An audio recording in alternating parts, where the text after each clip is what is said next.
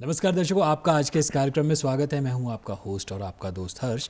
और दर्शकों, आज हमारे साथ मौजूद है हिमाचल प्रदेश हाई कोर्ट के जाने माने अधिवक्ता विजय अरोड़ा जी, जो देंगे आपको, मुझे और हम सबको कानूनी सलाह। सर, आपका इस कार्यक्रम में स्वागत है। धन्यवाद हर्ष जी, इस कार्यक्रम में आमंत्रित करने के लिए। जिस विषय पे आपने मुझे आमंत्रित किया है वो लोगों के लिए बड़ा जी जानने का विषय है। जी धन्यवाद आपका। मैं दर्शकों को बताना चाहूँगा कि आज हम बातचीत करने वाले हैं आरटीआई यानी राइट टू इन्फॉर्मेशन, जिसे कहा जाता है सूचना का अधिकार। और सूचना का अधिकार अधिनियम पे विजय अरोड़ा जी से आज हम जानने वाले हैं और हम जानेंगे कि सूचना का जो ये अधिकार है ये किस प्रकार से एक आम जनता के लिए, हम भारतीय नागरिकों के लिए एक वरदान के रूप में साबित हुआ है। तो सर, आज हम सूचना के अधिकार के बारे में आपसे जानने वाले हैं, जिसको आरटीआई कहा जाता है। आरटीआई एक्ट 2005 अगर मैं कहूँ उसे कहा जाता है। तो सर, सबसे पहले जो ये आरटीआई एक्ट है ये है क्या, कब इसका गठन हुआ, क्या इसका उद्देश्य था?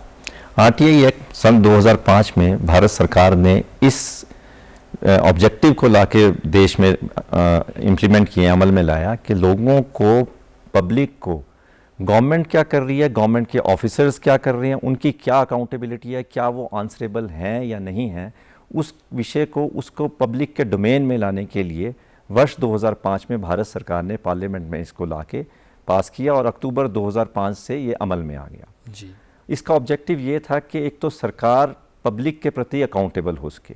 इससे पहले पारदर्शिता के नाम पे हमारे देश में कोई बहुत अच्छा कानून नहीं था। लोगों को कोई भी सूचना अगर लेनी होती थी, उन्हें पब्लिक के ऑफिस के जाना पड़ता था, ऑफिसर्स टाल मटोल करते थे, इन्फॉर्मेशन नहीं देते थे।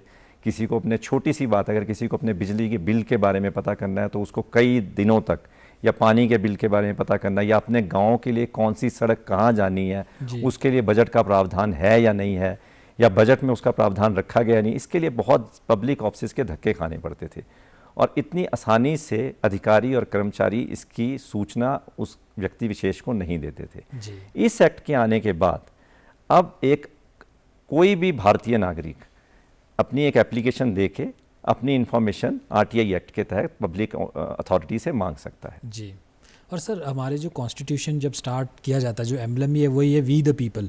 तो कहीं ना कहीं जो लोगों की भागीदारी है, जो लोगों की जब हम जन सूचना की बात करते हैं, हम सूचना के अधिकार की बात करते हैं, तो कहीं ना कहीं लोगों की भागीदारी को भी हम कहीं ना कहीं इसमें जोड़ रहे हैं। सर, आरटीआई की जब हम बात करते हैं, राइट टू इन्फॉर्मेशन की हम बात करते हैं, आपने जिक्र किया कि सूचना का अधिकार है, आप किसी भी ऑफिस से सूचना प्राप्त कर सकते हैं। मैं ये जानना चाहूँगा, ये जो सूचना का अधिकार है, जो आरटीआई है, ये किन चीज़ों पर लागू होती है?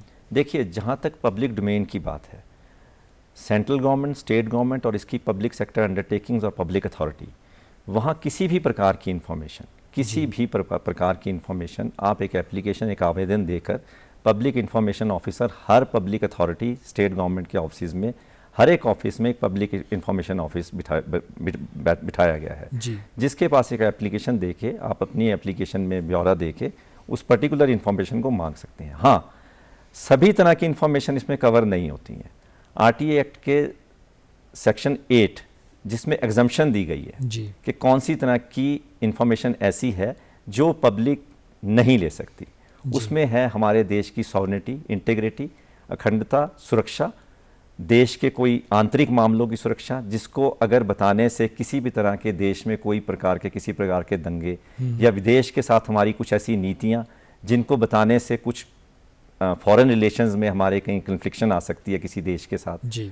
और कोई ऐसी इंफॉर्मेशन जिससे कमर्शियल सूट्स, जैसे कमर्शियल कंपनीज के होते हैं, ट्रेडमार्क की इंफॉर्मेशन, कॉपीराइट की इंफॉर्मेशन, तो इस तरह की इंफॉर्मेशन देने से जिससे, या किसी की लाइफ को खतरा, कोई ऐसी इंफॉर्मेशन जिसको देने से किसी इंडिविजुअल की लाइफ को खतरा है, ऐसी इंफॉर्मेशन आप नहीं मांग सकते हैं आरटीआई के तहत। अगर मांगते हैं तो public information officer can say no to you, he can refuse and he can reject your application कि we can't provide such kind of information to you। जी सर, जैसा कि आपने जिक्र किया कि कोई भी भारतीय नागरिक सूचना के अधिकार अधिनियम के तहत कोई भी सूचना प्राप्त कर सकता है। मैं आपसे ये भी जानना चाहूँगा कि जब हम नागरिकों की बात करते हैं, कई बार ये होता है कि बहुत सारे ऐसे नेशनैलिटी के लोग भी, आजकल मल्टी कल्चरल सोसाइटी है, भारत में रह रहे हैं, यहाँ पे टैक्स भी पे कर रहे हैं, और कई बार कुछ एनआरआईज होते हैं जिनकी प्रॉपर्टीज़ या कुछ भी उनकी जो जुड़ी हुई मुद्दे होते हैं वो इंडिया में होते हैं। तो क्या वो भी सूचना के अधिकार के अधिनियम के तहत आरटीआई लगा सकते हैं? देखिए, भारतीय नागरिक,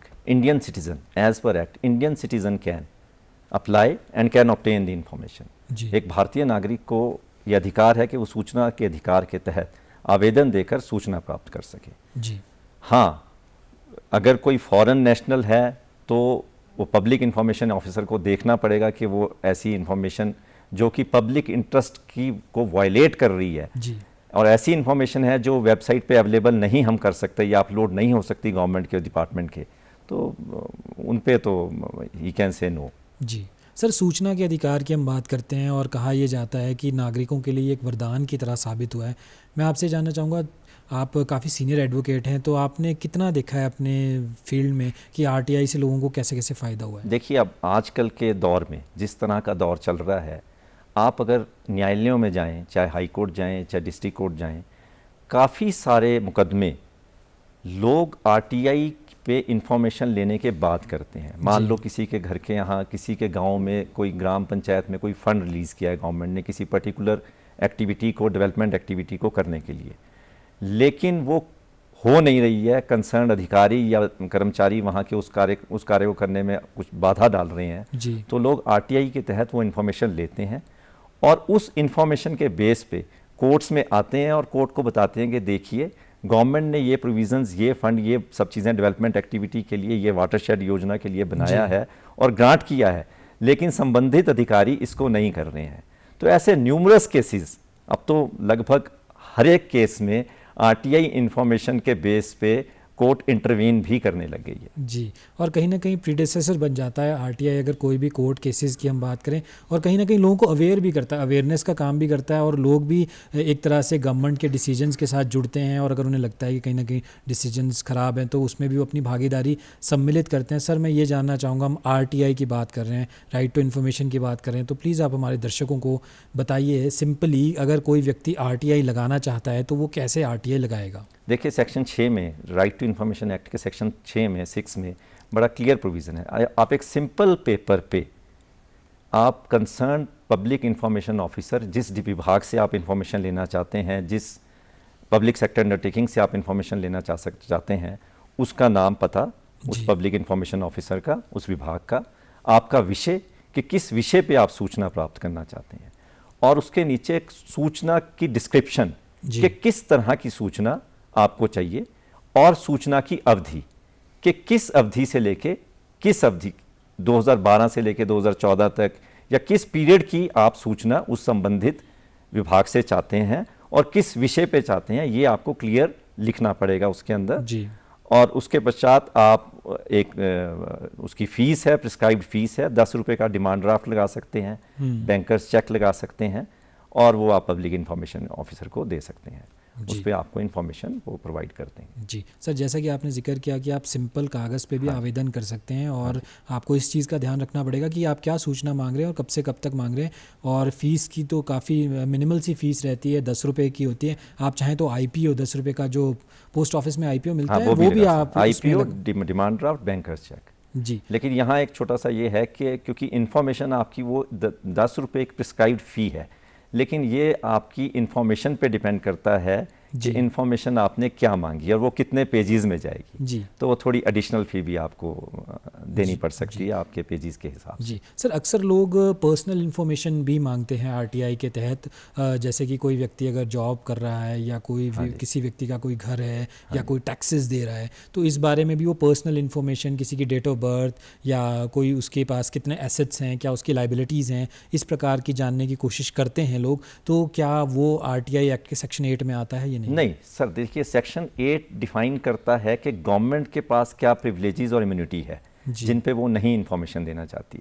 सेक्शन 11 जिसको थर्ड पार्टी इन्फॉर्मेशन, जो आपका सवाल है कि कोई भी आदमी, क्या तीसरे आदमी किसी व्यक्ति विशेष के बारे में पूछ सकता है, या उसकी एसीआर या लाइबिलिटीज़ के बारे में पूछ सकता है, तो वो कवर करता है सूचना के अधिकार के अधिनियम के सेक्शन 11। सेक्शन 11 थर्ड पार्टी को डील करता है। थर्ड पार्टी में आप इंफॉर्मेशन जो मांग रहे हैं वो डिपेंड करता है, पब्लिक इंफॉर्मेशन ऑफिसर जो है वो उसको पब्लिक इंटरेस्ट की इंफॉर्मेशन मानता है या पब्लिक या पर्सनल इंटरेस्ट की इंफॉर्मेशन मानता है।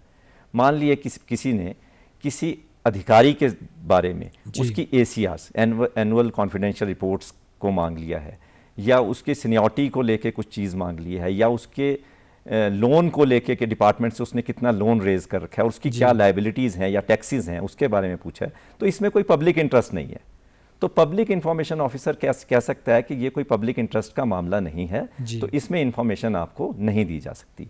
हाँ, जहाँ पब्लिक इंफॉर्मेशन ऑफिसर को लगता है कि थर्ड पार्टी में एक ऐसी इंफॉर्मेशन मांगी जा रही है, जैसे कि मान लीजिए कि पब्लिक सर्विस कमीशन ने एक रिजल्ट आउट किया किसी एक पर्टिकुलर पोस्ट को लेके, तो वो आप एक कैंडिडेट का रिजल्ट अगर मांग रहे हैं तो वो कैंडिडेट का result ultimately public service commission website पे डाल ही देगा, तो इसमें कोई पब्लिक इंटरेस्ट नहीं है, तो ये दिया जा सकता है। लेकिन ये सब डिपेंड करता है उस पब्लिक इंफॉर्मेशन के विवेक पे, उसके निर्णय पे कि वो किसको पब्लिक इंटरेस्ट मानता है और किसको पर्सनल इंटरेस्ट मानता है। लेकिन अगर कोई ऐसी सिचुएशन अराइज हो जाती है जहां पे पब्लिक इंफॉर्मेशन ऑफिसर को ये लगता है कि ये इंफॉर्मेशन दी जा सकती है, तो इसके लिए उसको उस व्यक्ति विशेष को जिसके बारे में इंफॉर्मेशन मांगी गई है उसे नोटिस देना पड़ेगा, उससे पूछना पड़ेगा कि आपको कोई ऑब्जेक्शन तो नहीं है, आपके बारे में ये इंफॉर्मेशन ये व्यक्ति मांग रहा है। तो उसके लिए उसको 10 दिन का समय दिया जाएगा और 10 दिन के समय के भीतर उस व्यक्ति विशेष को जिसके बारे में इंफॉर्मेशन मांगी जा रही है उसको उसका रिस्पॉन्स देना पड़ेगा। और उसको रिस्पॉन्स को देखने के बाद पब्लिक इंफॉर्मेशन ऑफिसर अपने न्याय को देखते हुए, अपने समझ को, अपने विवेक का इस्तेमाल करते हुए उस पर निर्णय देगा, या तो वो उसको रिजेक्ट कर देगा या वो इन्फॉर्मेशन दे देगा। तो ये इन्फॉर्मेशन उसको विद इन 40 डेज देनी पड़ती है। जी सर, जैसा कि आपने जिक्र किया कि थर्ड पार्टी इन्फॉर्मेशन की अगर हम बात करते हैं तो कहीं ना कहीं जिस व्यक्ति के बारे में इन्फॉर्मेशन मांगी जा रही है उसका कंसेंट होना काफ़ी हद तक ज़रूरी है। अगर उसके कंसेंट के बिना भी इन्फॉर्मेशन प्रदान कर दी जाए तो मैं ये जानना चाहूँगा कि जिस व्यक्ति की इन्फॉर्मेशन पब्लिक डोमेन में आ रही है उसके पास क्या राइट्स हैं? उसके पास अधिकार है, वो उसमें अपील कर सकता है, उस निर्णय के खिलाफ वो अपील कर सकता है एपलेट अथॉरिटी को, और इंफॉर्मेशन कमीशन में भी जा सकता है, स्टेट इंफॉर्मेशन कमीशन और central information commission, it depends कि वो कहाँ की इंफॉर्मेशन ली गई है, उसके पास अधिकार है, वो उस अधिकार के तहत अपील फाइल कर सकता है। जी सर, कई बार ये भी होता है कि कुछ व्यक्ति जब जॉब में होते हैं तो जो सीनियर अधिकारी होते हैं या जूनियर अधिकारी होते हैं, कई बार डिसिप्लिनरी एक्शंस उन पे लिए जाते हैं, या फिर अगर उनकी पे को बढ़ाना है घटाना है उस बारे में उस हिसाब से कार्रवाई नहीं की जाती जो कि एक मैनुअल में या फिर जो लॉ बुक रूल बुक में लिखा गया होता है। तो ऐसे मामले में क्या एक जूनियर ऑफिसर अपने सीनियर ऑफिसर से भी आरटीआई के तहत अपनी सूचना मांग सकता है, या जो एक फैसले किए जाते हैं उसको मांग सकता है, या फिर कहीं ना कहीं कई बार हम ये देखते हैं कि जब एक अधिकारी दूसरे के खिलाफ डिसिप्लिनरी एक्शन करता है तो क्या वो उसकी वजह भी जान सकता है आरटीआई के तहत? देखिए, जहाँ तक उसकी अपनी इन्फॉर्मेशन की बात है, मान लिए एक जूनियर अधिकारी अपने बारे में लिए गए सीनियर अधिकारी के कोई फैसले को जानना चाहता है तो उसको पूरा हक है, क्योंकि वो थर्ड पार्टी इन्फॉर्मेशन नहीं है, वो अपने बारे में सरकार से एक इन्फॉर्मेशन मांग रहा है, तो वो इन्फॉर्मेशन वो ले सकता है, उसमें कोई डिफ़िकल्टी नहीं है, क्योंकि वो थर्ड पार्टी की इन्फॉर्मेशन नहीं है। वो अपनी कोई एसीआर मांग रहा है या अपना कोई ऐसा आदेश मांग रहा है जिसके तहत उसको सुपरसीड किया गया है या उसको कंसिडरेशन, जोन ऑफ कंसिडरेशन में नहीं रखा गया है, तो इस तरह की इन्फॉर्मेशन लेने में उसको कोई आपत्ति पीआईओ को नहीं होनी चाहिए। जी सर, जैसा आपने जिक्र किया कि 30 डेज़ के अंदर, मतलब 1 महीने के अंदर जो सूचना मांगी गई है उसका जवाब आपको देना होता है। अगर पब्लिक इंफॉर्मेशन ऑफिसर 30 डेज़ के अंदर आपको जवाब नहीं देता है तो फिर आप क्या कर सकते हैं? देखिए, उसको अगर इस तरह की कोई अगर स्थिति कभी उत्पन्न होती है तो या तो उसे जस्टिफिकेशन देनी पड़ेगी कि क्यों नहीं वो दे पाया, तो भी उसको वो कम्युनिकेट तो करना ही पड़ेगा कि हमारे पास ये रिकॉर्ड अवेलेबल नहीं है, या दूसरी ब्रांच के पास ये रिकॉर्ड अवेलेबल था, उसको लाने में इतना समय लग गया है, तो he has to give some explanation. और अगर वो नहीं दे पाता तो भी आपके पास अधिकार है कि आप एपलेट अथॉरिटी के पास जाएं और कहें कि इन्होंने प्रिस्क्राइब्ड पीरियड के भीतर मुझे इन्फॉर्मेशन नहीं दी है, और इन्फॉर्मेशन कमीशन इसके तहत उस संबंधित अधिकारी के ऊपर पर डे के हिसाब से पेनल्टी भी इम्पोज कर सकता है। एक दिन की पेनल्टी 250 रुपीज़ है और मैक्सिमम पेनल्टी इम्पोज की जा सकती है 25,000, 25,000 रुपये। जी सर, मैं ये जानना चाहूँगा, जब हम एपलेट अथॉरिटी की बात करते हैं, क्या जो कंसर्न पब्लिक इन्फॉर्मेशन ऑफिसर होता है जिसके पास आपने पहली बार आरटीआई लगाई है, क्या वही एपलेट अथॉरिटी होता है या फिर एपलेट अथॉरिटी कोई और होगा? नहीं, पब्लिक इन्फॉर्मेशन ऑफिसर जिसके पास आपने पहला आवेदन लगाया वो एक सबसे लोवेस्ट रैंक का ऑफिसर है, जिसको ये इसलिए लगाया गया है कि वो इन्फॉर्मेशन जो है वो पब्लिक इन्फॉर्मेशन उसको दे। अगर वो उसके किसी फैसले से आप नाखुश हैं या आपको सेटिस्फेक्शन नहीं है, तो उससे एक सीनियर रैंक इन ऑफिसर को एपलेट अथॉरिटी बनाया जाता है। Public as per the provisions of the right to information act. जी तो वो उसका सीनियर ऑफिसर होता है जिसको एपलेट अथॉरिटी बनाया जाता है। जी तो उसके किसी भी आदेश को आप एपलेट अथॉरिटी के पास फर्स्ट अपील में चैलेंज करते हैं। जी सर, फर्स्ट अपील के बाद भी अगर व्यक्ति संतुष्ट नहीं है, जो इन्फॉर्मेशन है वो उस हिसाब से नहीं है जो वो चाह रहा है, तो फिर अपील कहाँ पे आप कर सकते तो हैं? आप सेकंड अपील कर सकते हैं, वो कर सकते हैं। अगर तो केंद्रीय विभाग है, सेंट्रल गवर्नमेंट का विभाग है, तो सेंट्रल इंफॉर्मेशन कमीशन है एस्टेब्लिश किया हुआ गवर्नमेंट ऑफ इंडिया ने। और अगर प्रदेश से संबंधित किसी विभाग या किसी पब्लिक सेक्टर अंडरटेकिंग की बात है, तो प्रदेश में स्टेट इंफॉर्मेशन कमीशन का एस्टेब्लिश किया गया है। तो वहाँ पे चीफ इंफॉर्मेशन कमिश्नर बैठते हैं और स्टेट इंफॉर्मेशन कमिश्नर बैठते हैं। तो आप अपनी सेकंड अपील वहाँ कर सकते हैं। जी, और सर कितने समय के अंदर अगर हमें अपील करनी है तो करनी चाहिए? देखिए, जो 30 डेज़, उनके 30 डेज़ एपलेट अथॉरिटी के विदिन 30 डेज़, और यहाँ विदिन 90 डेज़ अगर आपने सेकंड अपील करनी है। जी और इंफॉर्मेशन कमीशन को वो अपील आपकी विदिन 30 डेज़ डिसाइड करनी है। और अगर वो 30 डेज़ में डिसाइड नहीं कर सकते तो उनके पास बफर पीरियड 15 डेज़ का और है, तो मैक्सिमम 45 डेज़। और अगर इसमें भी नहीं कर पाते then he has to give some reasons कि why he has not decided the same within the prescribed period. जी सर, आपने अपील के बारे में बताया कि अपीलेट में कैसे जा सकते हैं, आपने सेकंड अपील के बारे में बताया।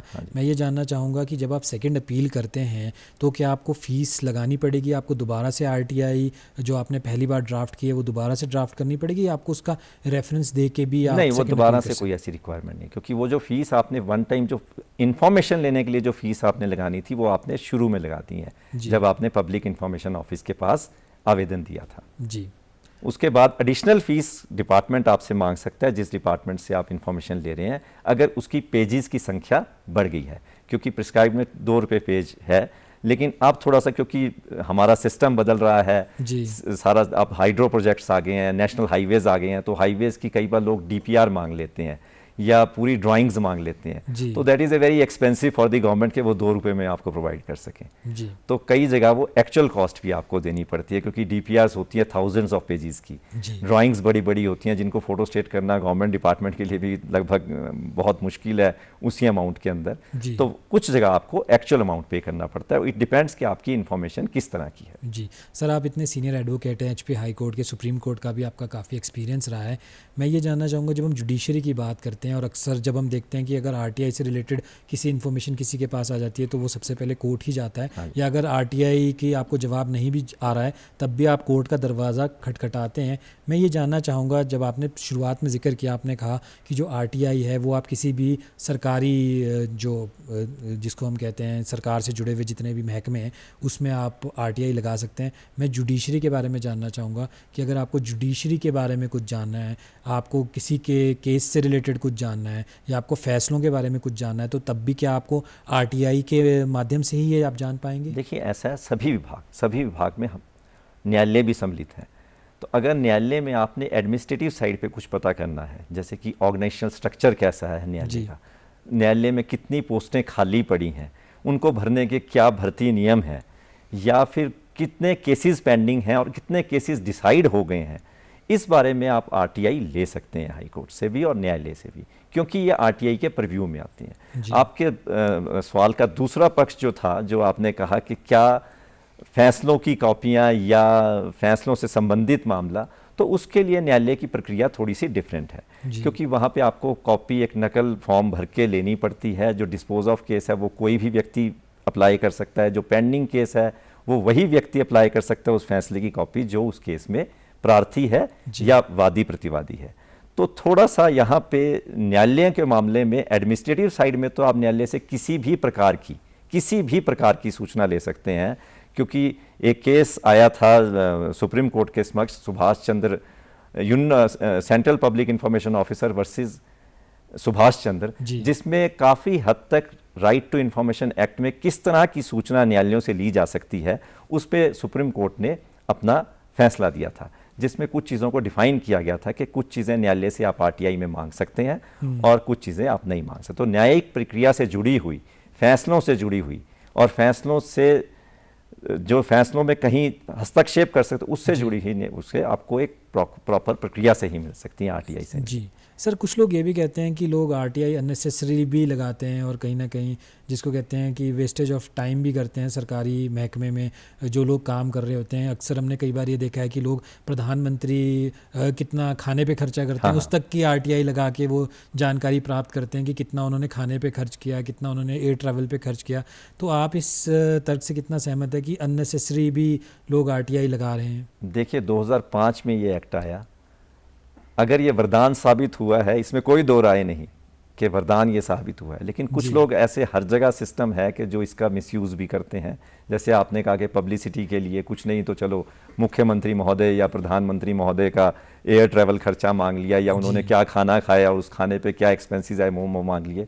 लेकिन दुर्भाग्य की बात यह है कि अभी तक इस विषय को लेके ना तो एक्ट में कोई प्रोविज़न है कि उसके मिसयूज़ पे उसके ऊपर कोई कार्रवाई, उस पर्टिकुलर आवेदक के ऊपर कोई कार्रवाई की जा सके जिसने इस तरह का आवेदन किया है।